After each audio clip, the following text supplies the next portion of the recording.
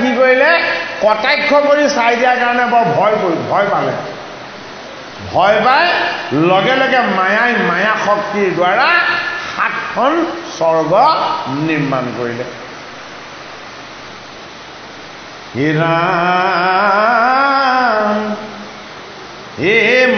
ঈশ্বৰৰ কটাক্ষে প্ৰকৃতি ভয়ে ভীত 7খন স্বৰ্গ তাত হে নিৰ্মিলা তৰিত 7 দিব্য পুৰী তোৱাতি অনুপাম জৈত জীৱা বঞ্চিব বাৰু শুনা নাম।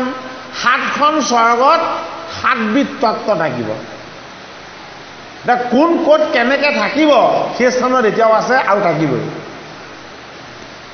কহিব নিপতি সমস্ততে শুনিও কিন্নৰ নৰৰ বাসা হৈবে ভুলুক। ভুলুক মানে এই ভূমিখনো এখন স্বৰ্গ। সেইটো কাৰণে ইয়াত কি থাকিব, ইয়াত নৰ আৰু কিন্নৰ থাকিব এই ভূমিত। গন্ধৰ্ব লোকৰ ভুৱ লোকে শুইব স্থিতি স্বৰ্গ লোক ইন্দ্ৰ দশ অধিক পালপতি। এতিয়া গন্ধৰ্বসকল ক'ত থাকিব, গন্ধৰ্ব থাকিব ভূলোকত কিন্নৰ আৰু নৰ আৰু ভুৱলোকত। এটা হ'ল ভূলোক, এটা হ'ল ভুৱলোক।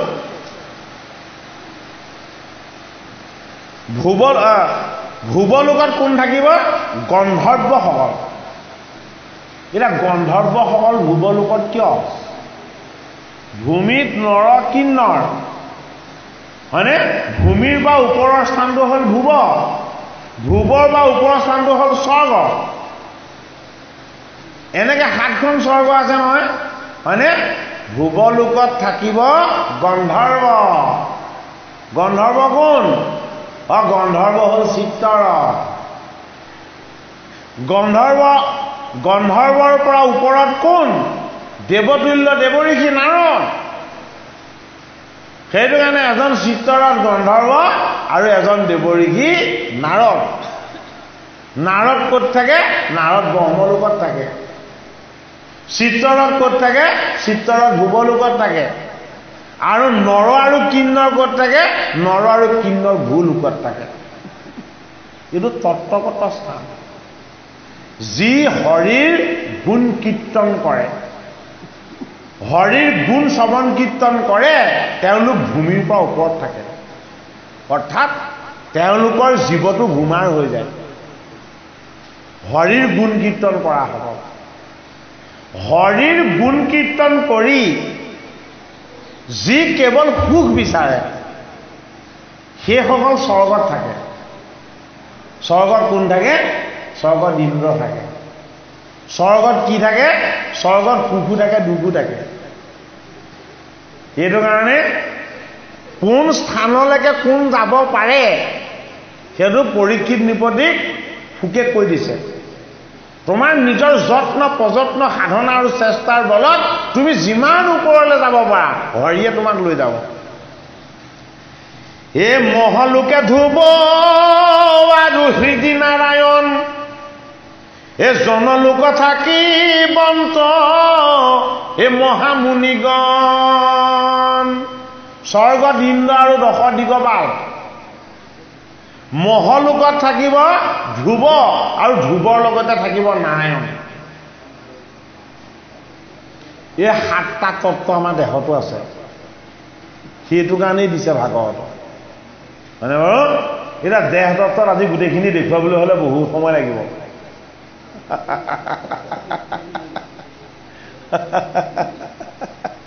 বহুত সময় লাগিব এইবিলাক অহিয়াই ফালি দেখুৱাওঁতে। গতিকে অকণমানকে কৈ যাওঁ আৰু দেই। দেহ তত্ত্বত দেখুৱাটো বৰ জটিলো 7খন স্বৰ্গৰ তত্ত্বটো, কিন্তু আমাৰ দেহ তত্ত্বটো আছে 7খন ভুৱন। এতিয়া কোন থাকিব, মহলোকত থাকিব ধ্ৰুৱ আৰু হৃদয়ত থাকিব নাৰায়ণ। আমাৰ লগতো এখন মহলোক আছে। মহলোকত কি থাকে মহলোকত মহেশ্বৰ থাকে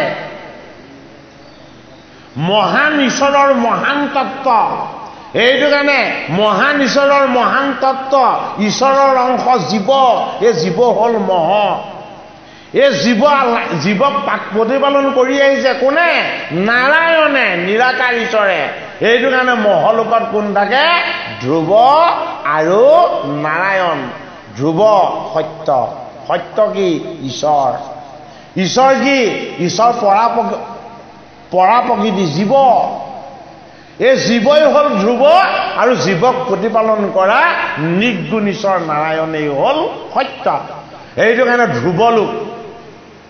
ধ্ৰুৱলোকখন ক'ত আছে আকাশত চালে নেদেখো গুধিকাৰ পুষ্যভাগে দেখিও অদ্যাবি গুধিকা মানে গুই এই গুইটোৰ নেগুৰৰ ফালে চাবলৈ কৈছে গুই কি গুই আমাৰ এই দেহাটো গুণময় এই গুণময় দেহাটোৰ নেজৰ ফালে চাবলৈ কৈছে নেজ মানে কি নিৰ্গুণ কি নিৰ্গুণ ঈশ্বৰৰ অংশ জীৱ পৰা প্ৰকৃতি সেইটো কাৰণে পৰা প্ৰকৃতি জীৱ হ'ল ধ্ৰুৱ এই জীৱক প্ৰতিপালন কৰা আত্মা হ'ল নাৰায়ণ এইখন কি ধ্ৰুৱ ক্ষেত্ৰ এইখন কি লোক মহলোক আমাৰ দেহ তত্ত্বটো এয়া বিৰাজমান হৈ আছে হে ৰাম অজনলোকে থাকি মন্ত মহামুনিগণ এ তপলোকে মহা সিদ্ধিৰ প্ৰকাশ সত্যলোকে হৈব ব্ৰহ্মা দেৱৰ নিব্ৰাস এ ব্ৰহ্মাৰ ওপৰে হৈব শিৱৰ নিলয় এ হৰৰ ওপৰে বিষ্ণু এ লোক ৰত্নময় না তত্ত্বকেইটা ভালকে ভাঙি দেখুৱাব লাগিব এইকেইটা বস্তু বুজি পাবই লাগিব নহয়নে বাৰু এইকেইটা বস্তু যদি বুজি নাপায় তেতিয়াহ'লে তৃতীয় স্কন্ধৰ সৃষ্টি ৰহস্যৰ কথা কেতিয়াও আমাৰ ভেদ নহ'ব এইটো কাৰণে প্ৰথম আমি আৰম্ভ কৰোঁ ক'ৰ পৰা সত্যলোকৰ পৰা সত্যলোকত কোন আছে যে হৰৰ ওপৰে বিষ্ণু লোক ব্ৰহ্মাৰো ওপৰে হৈবে শিৱৰ নিলয় হৰৰ ওপৰে বিষ্ণু লোক ৰত্নময় ভৈল গৃহ সহস্ৰ যোজন পথ জুৰি একে সত্য লোকে তিনি দেৱতাৰ বুলি এতিয়া সত্যলোকত তিনিখন দেৱতাৰ পুৰী আছে এই সত্যলোকখন ক'ত আছে এই সত্যলোকখন আমাৰ আত্মা ঈশ্বৰৰ লগত একেলগ হৈ আছে আত্মা ঈশ্বৰে সত্যলোক নিৰ্মাণ কৰিছে ক'ত আমাৰ হৃদয় কমলত সেইটো কাৰণে হৃদয়ত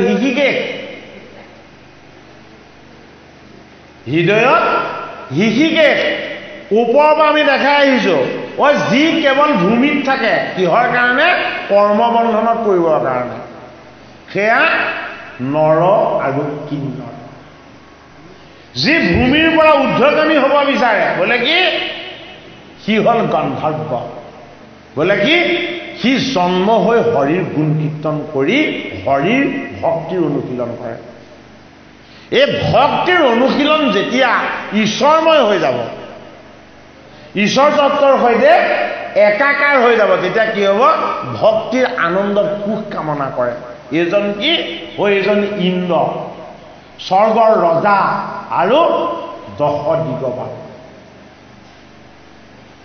এই 10 দিগপালেও কাক উপাসনা কৰে জগতৰ হৰি কৃষ্ণক উপাসনা কৰে হয়নে 10 দিগপালে ইন্দ্ৰত্ব পাবৰ কাৰণে সুখৰ কাৰণে যদি উপাসনা কৰিছে তেতিয়াহ'লে ঈশ্বৰ উপাসনা তাতে শেষ হোৱা নাই ঈশ্বৰ উপাসনাক মন প্ৰাণ এক কৰি বিষয় বন্ধনৰ পৰা নিজৰ মুক্ত কৰি কেৱল আনন্দ প্ৰাপ্তিৰ কাৰণে যি ঈশ্বৰ উপাসনা কৰে সেইজন মুনি সেইটো কাৰণে মুনি হ'ল কপিল মুনি হ'ল শুকদেৱ আৰু মুনি হ'ল দেৱঋষি নাৰদ সেইটো কাৰণে এইসকল ক'ত নাই এইসকল গুণত নাই এইসকল নিৰ্গুণ স্থিত সেইটো কাৰণে মুনিসকলক স্থান দিছে তাৰ ওপৰত নিৰ্গুণস্থিত, যিসকল নিৰ্বাণস্থিত।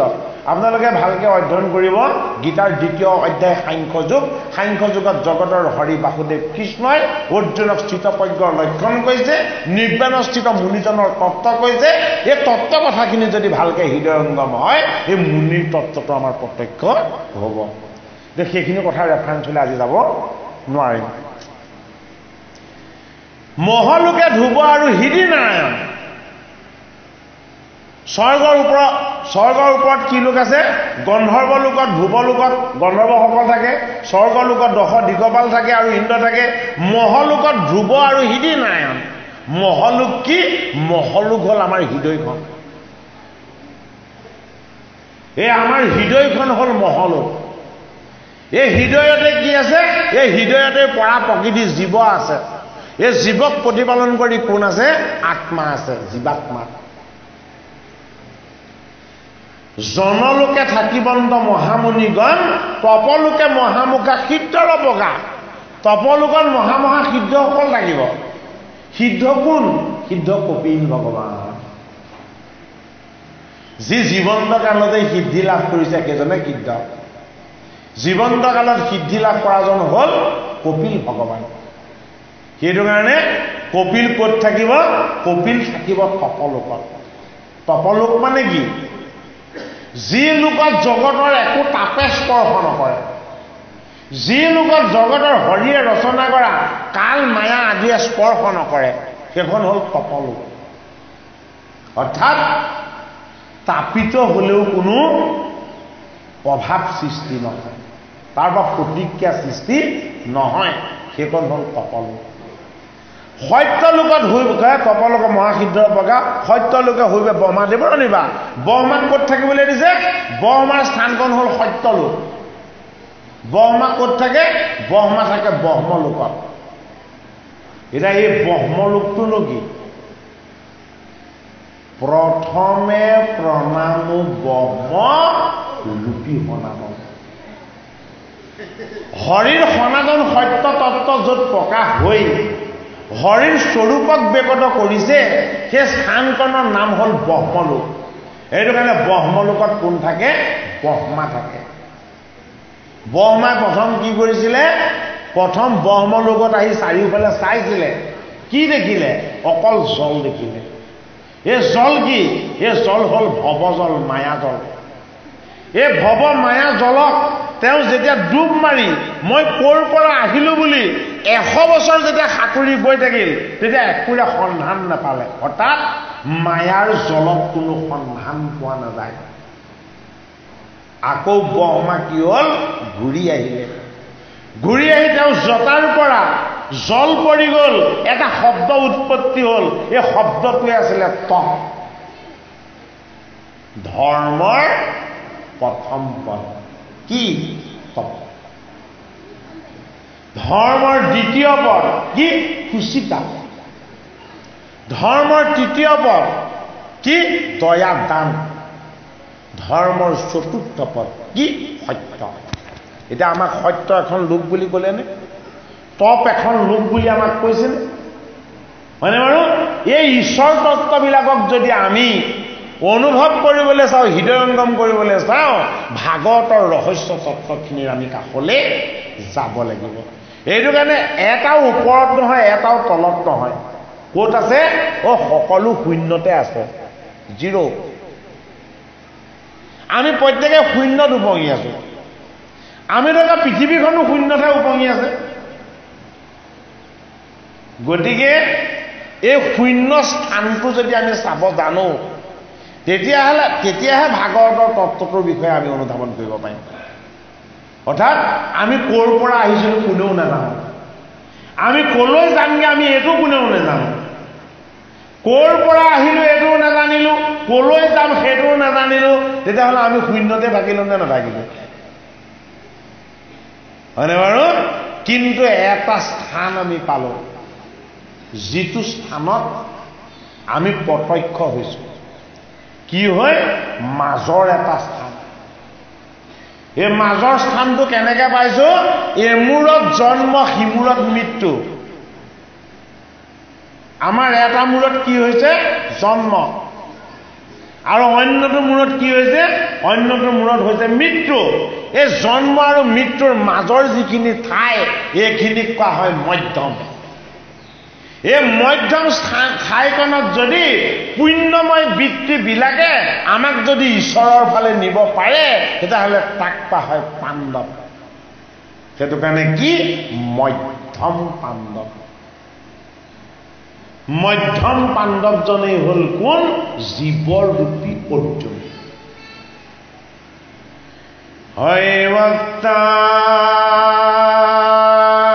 হৈবক্তাদিনী ভূতানি ব্যক্ত মধ্যা নিভাৰত হৈবক্তানি ধনান্নেব তত্ত্বকা পৰিদেবনা হৈবক্তাদিনী ভূতানি ব্যক্ত মধ্যা নিভাৰত হৈবক্তানি ধনান্নেব তত্ত্বকা পৰিদেবনা অৰ্জুনে কান্দিছে মই আত্মীয়সকলক মাৰিব লাগিব আৰু এইসকল মৰিব তেতিয়া কৃষ্ণই কৈছে যে হে অৰ্জুন তুমি কাক মৰাৰ কথা কৈছা তুমি কাক মাৰিব পাৰিবা হৈবক্তাদিনী ভূতানি এই ভাৰত ৰূপী দেহৰ তত্ত্বলৈ অহাৰ আগতে তুমি অব্যক্ত আছিলা ক'ত আছিলা এই মোৰ কৌস্তভ ৰত্ন ভগৱন্ত কৃষ্ণৰ ৰত্নটোৰ নাম কি কৌস্তভ এই কৌস্তভ ৰত্নত তেওঁ কেলে উজ্জ্বল ৰঙা হৈ জিলিকি থাকে গোটেই জীৱবিলাকক তাত পৰিধান কৰি আছে তেওঁ জগতৰ যিমান জীৱ আছে সকলোকে তেওঁ কৌস্তভ ৰত্নৰে পৰিধান কৰে সেইটো কাৰণে জীৱবিলাকক তেওঁ সখা বুলি কৈছে সেইটো কাৰণে জীৱ হিংসা কৰিলে পাপ হয় বুলি কৈছে সেইটো কাৰণে আমি জীৱৰ প্ৰতি দয়া আৰু প্ৰেম এইটো ঈশ্বৰ প্ৰেম বুলি কোৱা হৈছে হৈবক্তাদিনী ভূতানি ব্যক্ত মধ্যা নিভাৰত হৈবক্তানি ধনান্নেব তত্ত্বকা পৰিদেবনা কি হ'ব এই ভাৰত ৰূপেৰে যে তুমি দেহত ব্যক্ত হলা এই দেহ ত্যাগৰ পাছত তুমি কি হ'বা আকৌ অব্যক্ত হৈ যাবা গতিকে তুমি জন্ম মৃত্যুৰ বিষয়ে চিন্তা কৰাৰ কোনো প্ৰয়োজন বা দৰকাৰ নাই গতিকে জীৱৰূপী অৰ্জুনক ভগৱান কৃষ্ণই এইদৰে আত্মজ্ঞানৰ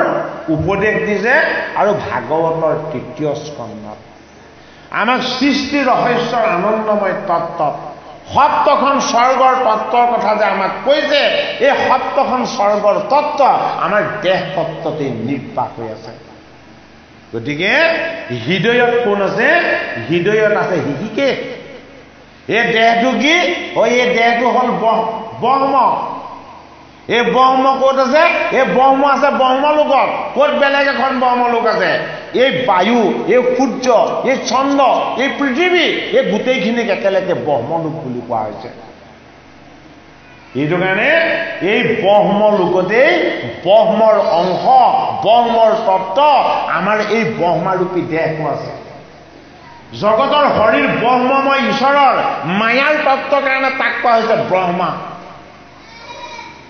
ব্ৰহ্মা কি হৰিৰ মায়াৰ পৰা ৰচনা হৈছে এইটো কাৰণে এই ব্ৰহ্মলোকৰ ওপৰত কি আছে ব্ৰহ্মলোকৰ ওপৰত আছে সত্যলোক এই দেহটো সত্য নহয় এই দেহটো মিছা এই দেহটো কি এই দেহটো ব্ৰহ্মময় এইটো কাৰণে এই দেহটোক কি বুলি কোৱা হয় এই দেহটোক এটা হৰিৰ মন্দিৰ বুলি কোৱা হয় আমি যে সদায় স্নান কৰিব লাগে আমি যে সদায় গুৰু সেৱা কৰিব লাগে আমি যে সদায় ভকতৰ আশীৰ্বাদ ল'ব লাগে কি কাৰণে আমাৰ হৃদয়ত হৃষিকেশ আত্মা ঈশ্বৰ আছে এই আত্মা ঈশ্বৰ বাস কৰি থকা আমাৰ এই দেহটো কি এই দেহটো হ'ল এটা মন্দিৰ এই মন্দিৰটোক আমি শুদ্ধ কৰি ৰাখিছো নে আমি অপবিত্ৰ কৰিছো এইটো আমাৰ নিজৰ ওপৰত বহুত নিৰ্ভৰ কৰে যদি আমি বেয়া ভাৱ বেয়া চিন্তা আনৰ প্ৰতি হিংসা দেশ হয়নে এইবিলাক যদি আমাৰ এই দেহৰ মাজত আমি বান্ধি ৰাখিছো তেতিয়াহ'লে এইটো এটা পাপৰ দুৰ্গ যদি আমাৰ এই দেহটোক আমি মন্দিৰ বুলি ভাবিছো যে ইয়াত জীৱৰূপী পৰা প্ৰকৃতি আছে আৰু আত্মাৰূপী ঈশ্বৰ আছে তেতিয়াহ'লে এই মন্দিৰটোক আমি কি কৰিব লাগিব পূজা কৰিব লাগিব কিহেৰে পূজা কৰিব লাগিব এই গীতা ভাগৱত শাস্ত্ৰ শ্ৰৱণ কীৰ্তনৰ দ্বাৰা গীতা ভাগৱত শাস্ত্ৰ শ্ৰৱণ কীৰ্তন কৰিলে কি হ'ব আমাৰ কায় বাক্য আৰু মন এই তিনিটা বস্তু শুদ্ধ হ'ব 7খন স্বৰ্গ ভাগৱতত দেখাইছে এই 7খন স্বৰ্গ আমাৰ দেহ তত্ত্ব জীৱাত্মা পৰমাত্মা আৰু জীৱ এই সমস্তবিলাক তত্ত্বতে নিৰ্বাহ হৈ আছে এইটো কাৰণে আমি অন্তৰ্মুখী দৃষ্টিৰে আমি বস্তুবিলাক আমাৰ ভিতৰলৈ আমি নিৰীক্ষণ কৰিব লাগিব হে ৰাম এ হৰৰ ওপৰে বিষ্ণু লোক ৰত্নময় এ ব্ৰহ্মাৰ ওপৰে হৈব ও শিৱৰ নিলয় ব্ৰহ্মলোকৰ ওপৰত কাৰ আছে শিৱৰ নিলয় আছে হয়নে নহয় ব্ৰহ্মময় কি ব্ৰহ্মময় দেহ শিৱ কি এই দেহক ধাৰণ কৰা জীৱ সেইটো কাৰণে ব্ৰহ্মাৰ ওপৰত শিৱৰ ৰাজ্য জীৱ কি জীৱ হ'ল শিৱ হ'ল শুদ্ধ বস্তু এই ব্ৰহ্মময় দেহ আৰু জীৱৰূপী শিৱৰ শুদ্ধ তত্ত্ব কোনে প্ৰতিপালন কৰে নিৰ্গুণ নিৰাকাৰ ঈশ্বৰ পৰম ব্ৰহ্ম পৰম পিতা কৃষ্ণই সেইটো কাৰণে কি বুলি কৈছে 14 ভুৱনৰ মাজত কৃষ্ণৰ নিৰ্বাহ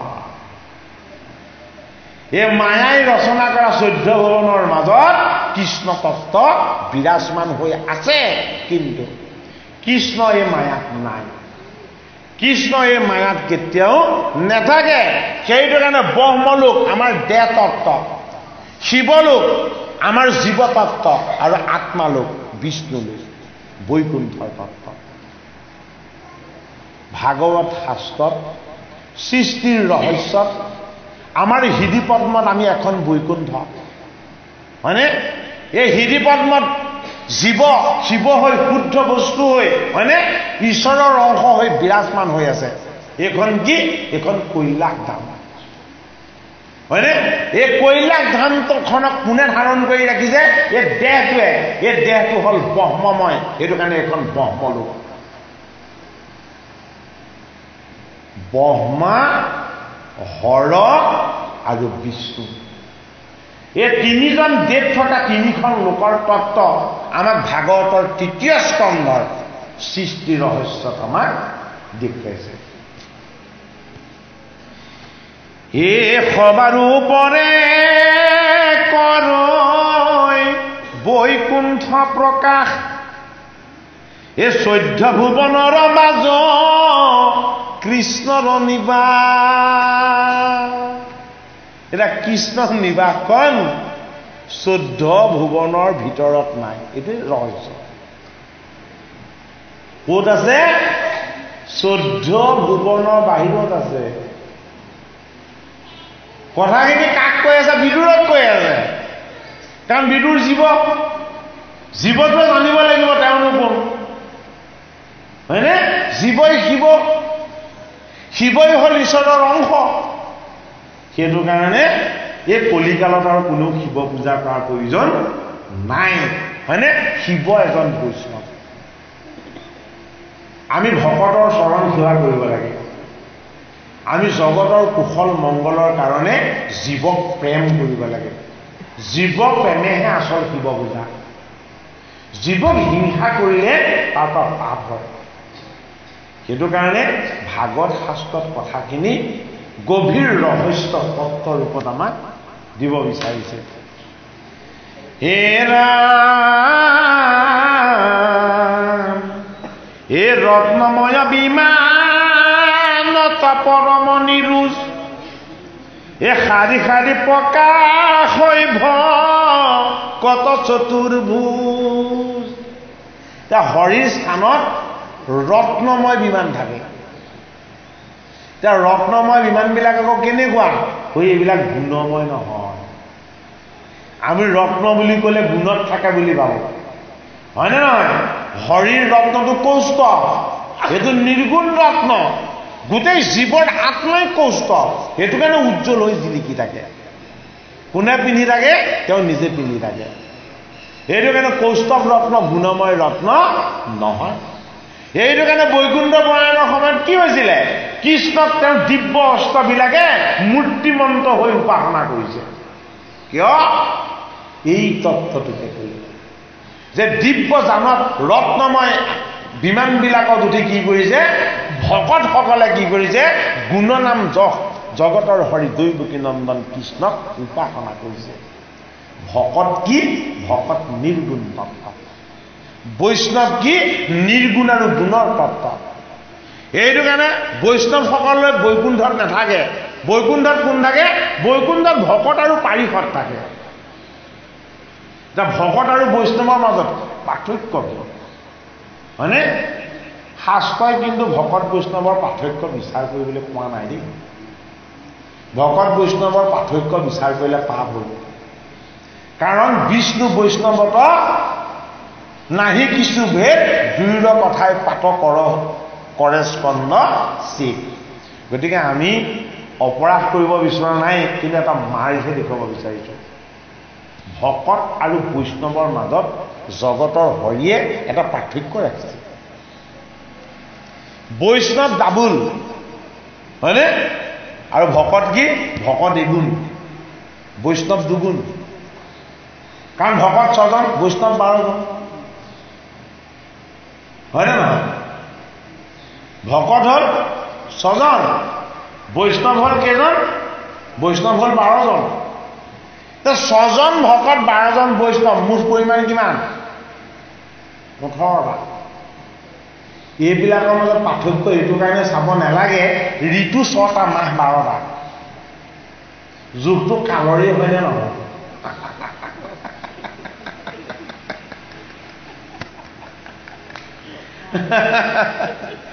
ঋতু 6টা মাহ 12টা হয়নে নহয় যুগটো কালৰ বা সময়ৰে হয়নে নহয় মুঠ পৰিমাণ 18টা হয়নে নহয় ভকত 6 জন বৈষ্ণৱ 12 জন মুঠ পৰিমাণ কেইটা 18টা আৰু 18টো কি 18টো 2 আৰু 9 তাৰ পূৰণ ভাৱ ভকতি কেইবিধ 9 বিধ হয়নে নিৰ্গুণ ভকতি কেইবিধ এবিধ তৃতীয় স্কন্ধত কপিলে মাকক কৈছে নহয় যে নিৰ্গুণ ভকতি কেৱল এবিধে বাকী বৈষ্ণৱৰ ভকতি কেইবিধ 9 বিধা ভকতিক আকৌ প্ৰত্যেককে 9টা ভাগত ভাগ কৰা আছে হয়নে 81 বিধ হয়নে ঋষভৰ তনৰ 81 জন কি আছিলে বীজ আছিলে হয়নে বাৰু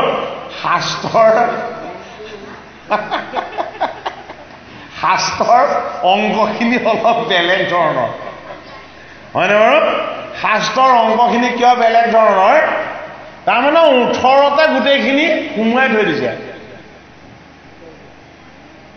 18 তত্ত্বটোতে গোটেইখিনি সোমোৱাই থৈছে আমাৰ 10টা ইন্দ্ৰিয় আছে নে নাই আছে 10টা ইন্দ্ৰিয়ক আমি অন্তৰ ইন্দ্ৰিয় মনটো বাদ দিছোঁ হয়নে বাৰু লগত অষ্ট প্ৰকৃতি আছে নে নাই 10 আৰু অষ্ট প্ৰকৃতি লগ হৈ মুঠ পৰিমাণ কিমান হ'ল 18 হয়নে বাৰু সেইটো কাৰণে কুৰুক্ষেত্ৰৰ যুদ্ধ 18 দিনীয়া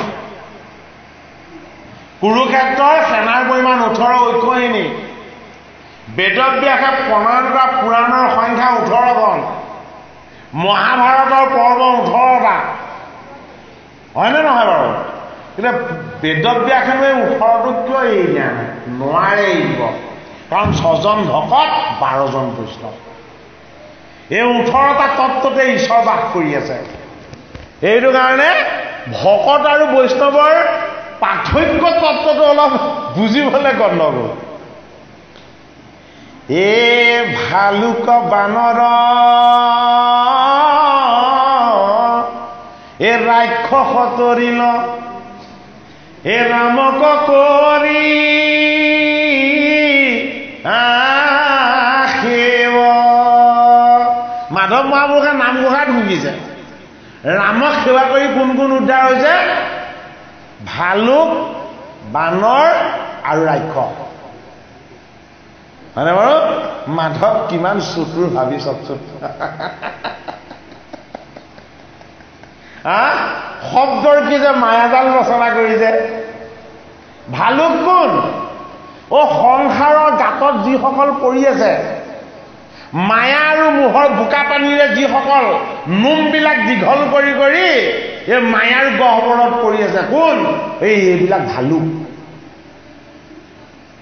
যি সংসাৰৰ মায়া মোহৰ বোকা পানীত লুতুৰি পুতুৰি হৈ আছে আৰু বানৰ গুণ যিবিলাক কোনোদিন শৃংখলাবদ্ধ হোৱা নাই যি কৰিব লাগে যিটো সেইটো নকৰে যিটো কৰিব নালাগে সেইটো কৰে সেয়া বানৰৰ স্বভাৱ হয়নে নহয় হয়নে ভালুকৰ বানৰ কি বানৰ বিশৃংখল ই শৃংখলাবদ্ধ নহয় আৰু কি আৰু ৰাক্ষস বোলে কি যিটো খাব নালাগে সেইটো খায় যিটো চাব নালাগে সেইটো চায় যলৈ যাব নালাগে তলৈ যায় এয়া ৰাক্ষস হয়নে ৰাক্ষসজন বিভীষণ বোলে কি বৰ বিপদ ৰাৱণে যি ক'লে নামানিলে কলৈ গ'ল বোলে জগতৰ হৰি ৰাম থাকোঁতে মই এই লংকাত নাথাকোঁ ৰাম ভগৱান তুমি সীতা মাতাক ঘূৰাই দিয়া তেওঁ তোমাক ক্ষমা কৰিব কিন্তু ৰাৱণে মানি নললে এইটো কাৰণে আমাৰ ৰাক্ষস বৃত্তিবিলাকে ৰাৱণ আৰু কুম্ভকৰ্ণ এই ৰাৱণ আৰু কুম্ভকৰ্ণৰ দৰে ৰাক্ষসময় বৃত্তিবিলাকক এই ৰামৰ চৰণত অগ্নিত কি কৰিব লাগিব আহুতি দিব লাগিব বিবেক আমাৰ পৰিচয় আমাৰ প্ৰকাশ বিবেক যদি এক ৰাম হয় বুদ্ধি যদি ভগৱান কৃষ্ণ হয় তেতিয়াহ'লে ই বৰ ভীষণ হ'ব তাকে কোৱা হ'ল বিভীষণ মানে বাৰু তেতা যুগৰ এজন ভকত বৰ ভীষণ সেইটো কাৰণে নামটো বিভীষণ তেতা যুগৰ এজন ভকত কি ইমানেই বলৱান কোনো ৰাক্ষসক দুবাৰ প্ৰহাৰ কৰিব লগা হোৱা নাই যিজনে সন্মুখলৈ আহে এবাৰ প্ৰহাৰ কৰে মৃত্যু হয় যিমান যুদ্ধ কৰিছে তেওঁ ল'ৰাৰ লগত শিশুৰ লগত খেলা নিচিনা লাগিছে সেইজন কোন সেইজন ঋক্ষৰাজ দামোদৰ ভালুক হয় নে নহয় কিন্তু ভালুক হলে কি হ'ব ইমান পবিত্ৰ শুদ্ধ জীৱ যে সংসাৰ তেওঁ নাই সংসাৰ নাই বোলে কি মোৰতো কৰ্তব্য এই প্ৰকৃতিখনক সেৱা শুশ্ৰূষা কৰা সেইটো কাৰণে য'ত ঋষি মুনিসকলে যজ্ঞ কৰে তাত ঋক্ষৰাজ ৰক্ষক হৈ থাকে কিষ্কিন্ধা নহয় দণ্ডকা অৰণ্য ঋষিয়ে যজ্ঞ কৰিছে আৰু তাত ৰখীয়া হৈ আছে কোন ঋক্ষৰাজ কাকো সোমাবলৈ নিদিয়ে তালৈ ৰাম আৰু লক্ষ্মণ গ'ল বোলে ঋষিসকলে যজ্ঞ কৰিছে আমাক মাতি আছে হে হৰি তুমি ক'ত আছা আহিবা কৈ আহুতি দি আছে এতিয়া ৰামদালে যাবলৈ লৈছে এতিয়া ঋক্ষৰাজে কৈছে নিদিওঁ যাবলৈ বোলে কিয় মোক ৰখীয়া মাতি থৈছে বোলে তাত নৰ মনুষ্য কাকো যাবলৈ নিদিয়ে ঋষিয়ে তেতিয়া ৰামেতো যাবই লাগিব কাৰণ তেওঁক মাতি আছে তেতিয়া ঋক্ষৰাজে ক'লে যে যাব পাৰিবা কিন্তু মোৰ লগত যুদ্ধ দিব লাগিব তেতিয়া ৰামে ভাবিলে হ'ব না এইজনক কোনে যুদ্ধত কৰিব পাৰিব কিয়নো ৰামে ঋক্ষৰাজক যুদ্ধত পৰাজয় কৰিব পাৰোঁ বুলি নক'লে দুটাই কাৰণ এটা প্ৰকৃতিৰ সুৰক্ষা দুটা ভকতৰ সুৰক্ষা প্ৰকৃতি আৰু ভকতৰ সুৰক্ষাত যদি কেনেবাকে কোনোবা থাকে ভগৱানেও কৈ দিব বোলে মই এওঁক পৰাজয় কৰিব নোৱাৰোঁ এয়া ভগৱানৰ মহিমা তেতিয়া কি কৰিলে ঋক্ষৰাজক ক'লে যে তোমাৰ লগত যুঁজিবলৈ মোৰ সময় নাই আজিলৈকে তোমাৰ লগত কোনোবা যুঁজি হাৰিছে জানো বোলে নাই হোৱা মইনো কেনেকৈ জিকিম বাৰু কিন্তু মোৰ এটা উদ্দেশ্য আছে তুমি মোক যাবলৈ দিয়াচোন মই একো অনিষ্ট নকৰোঁ এতিয়া ৰাম আৰু লক্ষ্মণ যেতিয়া তালৈ সোমাই গ'ল জাম্বৱন্তই ভাবিলে যে কেলেনো ইমানকৈ যাবলৈ বিচাৰিছে ময়ো চাওঁচোন ৰাম লক্ষ্মণ যেতিয়া যোৱা দেখিলে যজ্ঞ কৰি থকা ব্ৰাহ্মণসকলে ঋষিসকলে যজ্ঞৰ আহুতি সম্পূৰ্ণ কৰি ৰামৰ চৰণ চুই ৰামক স্তুতি কৰিলে যে যজ্ঞ কৰিছিলোঁ তোমাক আহ্বান কৰি, যজ্ঞ কৰিছিলোঁ তোমাৰ চৰণ দৰ্শন পাবৰ কাৰণে, আৰু যজ্ঞ কৰিছিলোঁ তোমাৰ চৰণত আমি ঠাই পাবৰ কাৰণে। হে প্ৰভু ৰাম, তুমি নিজেই আহি দেখা দিলা, ইয়াতকৈ আৰু সৌভাগ্য আমাৰ কি লাগিছে? তেতিয়া জামৱন্তই কান্দি কান্দি কৈছে, মই ভালুক, মই ভালুক, মই ভালুক, মই ঋষি নহয়, মই মুনি নহয়, মই তপস্বী নহয়, মই সাধক নহয়, মই সেইটো কাৰণে মোৰ স্বামীক চিনি নাপালো। কাক চিনি নাপালো বুলি ক'লে? মই মোৰ স্বামীক চিনি নাপালো। তেতিয়া ৰামচন্দ্ৰ প্ৰভুৱে জামৱন্তৰ শিৰত হাত থৈ কৈছিলে, আটাইতকৈ বেছি ভালকে তুমি চিনি পালা। কি বুলি কৈছে? আটাইতকৈ বেছি ভালকে মোক তুমিয়ে চিনি পালা। বোলে কি? এই তুমি যে ক'লা মই চিনি নাপালো, মই চিনি নাপালো, মই চিনি নাপালো, এইটোৱেই তোমাৰ শ্ৰেষ্ঠ ভক্তি।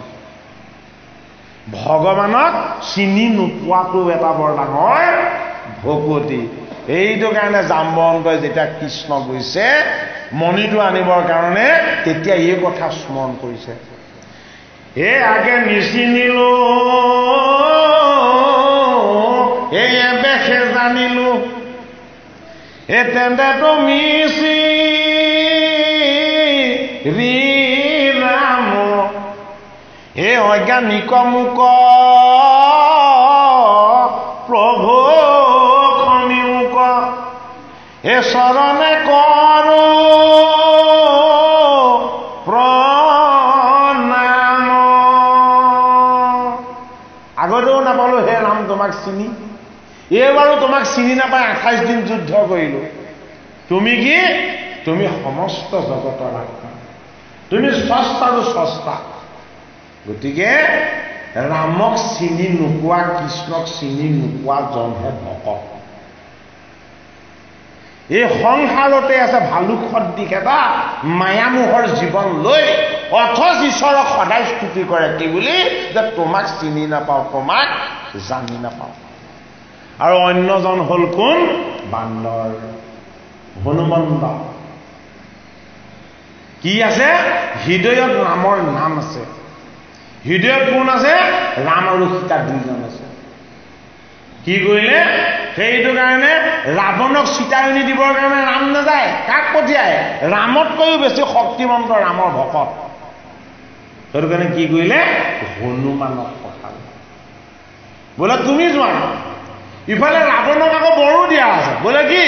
তোমাৰ তেতিয়ালৈকে লংকা লংকা হৈ থাকিব, যিদিনাখনে বান্দৰ সোমাব সেইদিনাখনে লংকা শেষ। লংকা মানে অহংকাৰ, বান্দৰ মানে ভকত। যেতিয়ালৈকে আমাৰ গৃহলৈ ভকত নাহিব, তেতিয়ালৈকে আমাৰ গৃহ লংকা হৈ থাকিব। এইটো কাৰণে বানৰ শব্দটো এটা বৰ তাত্ত্বিক অৰ্থত প্ৰয়োগ কৰা হৈছে। বোলে কি? এই জগতলৈ অহা জীৱবিলাক চব বান্দৰৰ দৰে বিশৃংখল। এই মায়া আৰু মোহৰ ভ্ৰমত ঈশ্বৰে কি কৰে? অবিদ্যাৰে ঢাকি ৰাখে। ভালুক বানৰ ৰাক্ষস তৰিল, ৰামক কৰি আহে। ৰামক যদিও তেওঁলোকে সেৱা কৰিছে, ৰামে কিন্তু সেইটো নিৰ্মাণ কৰিবৰ কাৰণে ভালুক, বান্দৰ, কেৰ্কেটুৱা পৰ্যন্ত, কাউৰী চৰাই পৰ্যন্ত, পক্ষী পৰ্যন্ত সকলোৰে সহায় লৈছে। লৈছে নে নাই? হয়নে?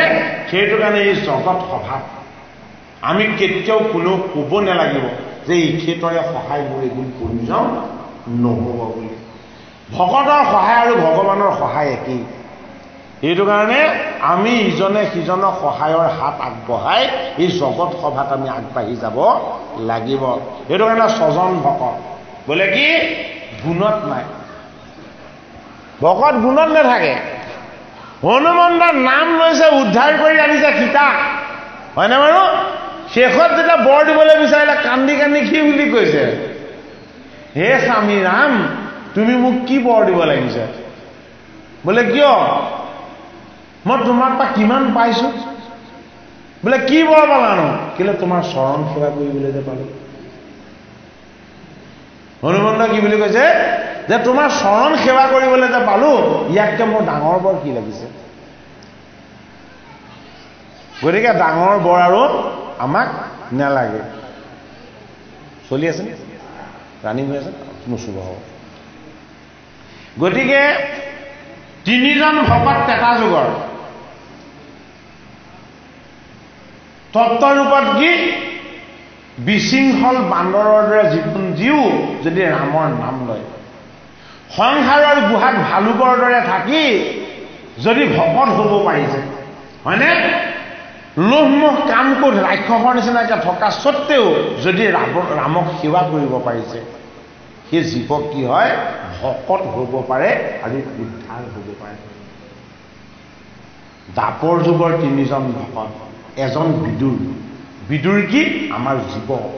এই জীৱবিলাক ঈশ্বৰৰ অংশৰ কাৰণে ভকত, হয়নে? এই জীৱটো কি হয়? এই জীৱটো হৰিৰ চৰণ পালে উদ্ধাৰ হয়। সেইটো কাৰণে ২ নম্বৰজন ভকত কোন? উদ্ধৱ। উদ্ধৱ মহন্ত এজন ভকত। বোলে কি? ভগৱানৰ চৰণৰ শৰণ ল'লে, তেওঁৰ চৰণত আশ্ৰয় ল'লে এই জীৱ উদ্ধাৰ হয়। জীৱ যদি উদ্ধাৰ হ'বলৈ হয় তেতিয়াহ'লে কি হ'ব লাগিব? ই গুণময় বৃত্তিৰ পৰা মুক্ত হ'ব লাগিব। এজন কোন? মৈত্ৰেয়। মৈত্ৰেয় এজন ভকত। বোলে কি? মাত্ৰ এখন বস্ত্ৰ। ভগৱান কৃষ্ণই কৈছিলে, হে ঋষি শ্ৰেষ্ঠ, এখন বস্ত্ৰ লৈ গোটেই জীৱনটো আছে, এখন নিও। বোলে তোমাৰ বস্ত্ৰ কেইখন? উত্তৰ দিয়াচোন।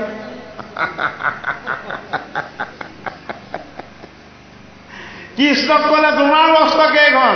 বোলে মোৰ বস্ত্ৰ কেইখন তুমিতো জানাই, মোৰ কেৱল পিত বস্ত্ৰ এখনেই। বোলে তোমাৰ যদি বস্ত্ৰ এখন, মোৰো এখন হ'লেই হ'ব। 2খন বস্ত্ৰ মোকো নেলাগে, কিন্তু কলিত ভকতৰ 3 বস্ত্ৰ, হয়নে বাৰু? দাপৰ যুগত ভকতৰ এখন বস্ত্ৰ। কি বস্ত্ৰ? আত্মবস্ত্ৰ। সেইটো কাৰণে তেওঁলোকৰ ক্ষয় নাই। গতিকে 6জন ভকতৰ 6টা তত্ত্ব, হয় ত্ৰেতা যুগ আৰু দাপৰ যুগ। এই 6জন ভকতৰ কথা যদি আমাৰ গুণ কীৰ্তন হয়, জগতৰ হৰি সন্তুষ্ট হয়। সেইটো কাৰণে ভকতসকলৰ নামো আমাক শ্ৰৱণ কীৰ্তন কৰিবলৈ আমাক ভাগৱত শাস্ত্ৰই কৈছে। 12জন বৈষ্ণৱ। 12জন বৈষ্ণৱ বিষ্ণুৰ তত্ত্ব ৰূপত আমাৰ দেহ তত্ত্বত বহি আছে। দেহ তত্ত্বত বহি থকাৰ কাৰণে তেওঁলোক বৈষ্ণৱ। 6জন ভকত আমাৰ আত্মতত্ত্বত বহি থাকে। আত্মতত্ত্বত বহি থকাৰ কাৰণে তেওঁলোক কি? তেওঁলোক ভকত। দেহ তত্ত্ব আৰু আত্মতত্ত্ব, এই 2টা তত্ত্বকে ধাৰণ কৰে কোনে? ভগৱান কৃষ্ণই। সেইটো কাৰণে এয়া হ'ল কি? ভাগৱত শাস্ত্ৰ কৃষ্ণ তত্ত্ব। এ ৰাম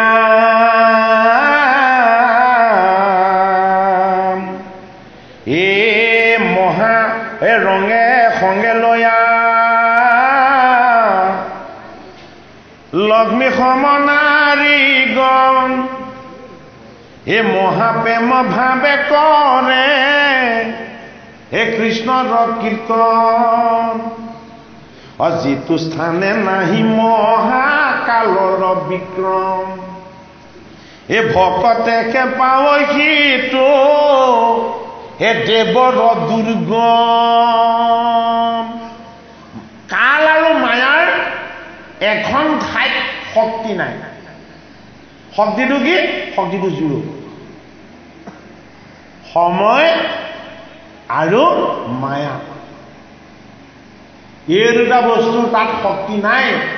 এই ব্ৰহ্মাণ্ডটো, এই জগততো এদিন কালৰ শক্তি নাইকিয়া হৈছিলে। কোনদিনা?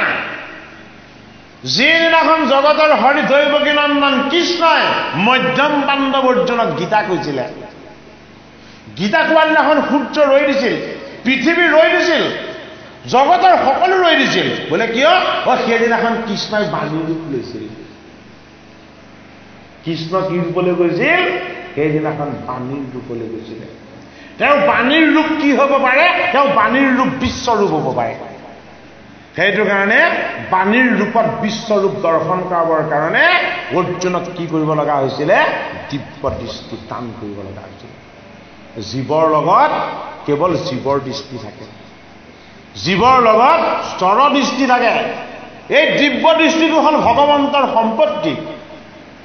এই ভগৱন্তৰ সম্পত্তি স্বৰূপ ভক্তিৰ যদি দিব্য দৃষ্টি কেনেবাকৈ যদি জীৱই লাভ কৰিব পাৰে, তেতিয়াহ'লে সেই জীৱবিলাক কি হৈ যায়? সেই জীৱবিলাক ভকত হৈ যায়। সেইটো কাৰণে ভাগৱত শাস্ত্ৰত কি বুলি কৈছে যে ৰংগে সংগে লৈয়া লক্ষ্মী সমনাৰীগণ মহাপ্ৰেম ভাৱে কৰে কৃষ্ণৰ কীৰ্তন। এই যিটো স্থানে নাহি মহাকালৰ বিক্ৰম, এ ভকতেকে পাব সিটো হে দেৱৰ দুৰ্গম। এ সীমা সংখ্যা নাহি যত দূৰৱা চৈ জুৰি, ও নাহি তাৰ মায়া মোহ হে ব্ৰহ্মময় পুৰী। অজ্ঞানী কৰ্মী কদাচিতো নপাৱন্ত গৈ, এ ভকতৰ নিমিত্ৰে মা এ ধবে আছে ধৈ। বৈকুণ্ঠখন ভগৱানে অকল ভকতৰ কাৰণে, ভকতৰ বাহিৰে বৈকুণ্ঠলৈ বেলেগ পাব নোৱাৰে। অভকত কেতিয়াও তাত গৈ পাব নোৱাৰে। যদি খহি পৰে কোটি কোটি ব্ৰহ্মাগণ, বৈকুণ্ঠ বাসুৰ নাহি তথাপি পতন। বৈকুণ্ঠ ব্ৰহ্মাণ্ডৰ বাহিৰত, ব্ৰহ্মাণ্ডৰ বাহিৰত কালৰ বিক্ৰম থাকে আৰু মায়াৰ প্ৰভাৱ নাথাকে। গতিকে আমাৰ লগতে এখন বৈকুণ্ঠ আছে। এই বৈকুণ্ঠখনে কি? এই বৈকুণ্ঠখনে হ'ল আত্মা ঈশ্বৰ। এই আত্মা ঈশ্বৰক কাল আৰু মায়া এই দুটা বস্তু কেতিয়াও স্পৰ্শ কৰিব নোৱাৰে। ভাগৱততে আছে। কেলে চিত্ৰকেতু উপাখ্যানত আছে নে নাই? চিত্ৰকেতুক কেলে সেই মাহীমাকবিলাকে বিষ খুৱাই যেতিয়া মাৰিছিলে, পিতৃয়ে যেতিয়া খুব কান্দিছিলে, কান্দিলে দেৱৰ্ষি নাৰদ আহি কি কৰিলে? বোলে তোমাৰ পুত্ৰৰ জীৱটো মই আনি দিছোঁ ৰ'বা। দেৱৰ্ষি নাৰদৰ জীৱটো আনি দিলে। মাক দেউতাকে তালৈ মনত পেলাই কান্দি আছে শুনা। বোলে তাক সোধাচোন, কি বুলি সোধা যে তোমালোক তাৰ কি হয়? তেতিয়া জীৱটোৱে কি বুলি উত্তৰ দিলে? কি কথা সুধিছা? তোমালোক মোৰ একো নহয়, মই চিনিয়ে নাপাওঁ। তোমালোক মোৰ কোন হোৱা? মই চিনিয়ে নাপাওঁ তোমালোকক। দেৱৰ্ষি নাৰদে কৈছে, অকাৰণতে কান্দি আছানে মনত পেলাই? বোলে আছো। ই তোমালোকক চিনি নাপাওঁ বুলি ক'লে নে নক'লে? বোলে ক'লে। কিয় কান্দি আছে? লাগে জানো কান্দি থাকিব? বোলে নালাগে। তোমাৰ পুত্ৰৰূপী জীৱটোকে মই আনি দিছোঁ, আনি তোমালোকৰ সৈতে সোধাইছোঁ যে হেৰা আমি কোন, তুমি চিনি পাইছানে? সি কৈছে বোলে তোমালোক মোৰ একো নোহোৱা, মই তোমালোকক চিনিয়ে নাপাওঁ। কোননো তোমালোক? হয়নে বাৰু? আমিও মনত পেলাব লাগে। আমি যাক পুত্ৰ বুলি সদায় সাৱটি আছোঁ, যাক ভাৰ্যা বুলি, কন্যা বুলি, ইষ্ট মিত্ৰ কুটুম্ব বুলি যাক সামৰি আছো, মৃত্যুৰ পাছত সি আমাক চিনি নাপায়। এনেই কান্দি থকা। হয়নে বাৰু? এইটো কাৰণে ভকত ছজনে যাক লৈ কান্দিব লাগে সেই কথাত নেকান্দে। যি কথাত কান্দিব নালাগে তাতহে কান্দে। বোলে কি? হে হৰি কৃপাময়, তোমাৰ চৰণ কেতিয়া পাম? তোমাক কেনেকে তোমাৰ চৰণৰ আশীৰ্বাদৰ ভাগ নিবলৈ পাম? সেই ভাগে কোনে কান্দে? সেই ভাগে বাগৰি বাগৰি ভকতে কান্দে। সেই ভকতক হৰিয়ে কলৈ লৈ যায়? বৈকুণ্ঠলৈ লৈ যায়। বোলে এনেকুৱা এখন স্থানলৈ তোমাক লৈ আহিম, এই স্থানখনৰ পৰা আৰু তোমাক মই কেতিয়াও যাবলৈ নিদিওঁ। এতিয়া পাতালৰ সৃষ্টি যদি সামৰিব হৈছে সংকেতটো জনা, সামৰ ন? সময়ো 2 ঘণ্টা 22 মিনিট হ'ল।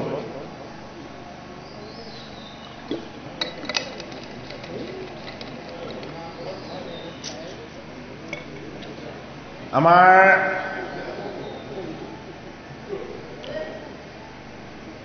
কৃপালু ভকত বৈষ্ণৱ সমস্ত আজ্ঞা লৈছোঁ। অনুষ্ঠান ভাগ আমি সামৰণি ফালে যাব বিচাৰিছোঁ। আমাৰ শ্ৰদ্ধাৰ ছাৰৰ কিবা প্ৰশ্ন থাকি গ'ল নেকি? প্ৰশ্ন কিবা ছাৰ আছে নেকি বাৰু? নহয়, সেইটোকে কৈছোঁ। কাৰণ আপুনি আজি বহুত দিনৰ পৰা অপেক্ষা কৰি আছিলে। আৰু আমিনো কি জানো, একো নাজানো। কৃষ্ণ, ঠিক আছে, কৃষ্ণ কৃষ্ণ। আজি আৰম্ভ হৈছে, হয়, ঠিক আছে। আজি আৰম্ভণিৰ সামৰণি দেই।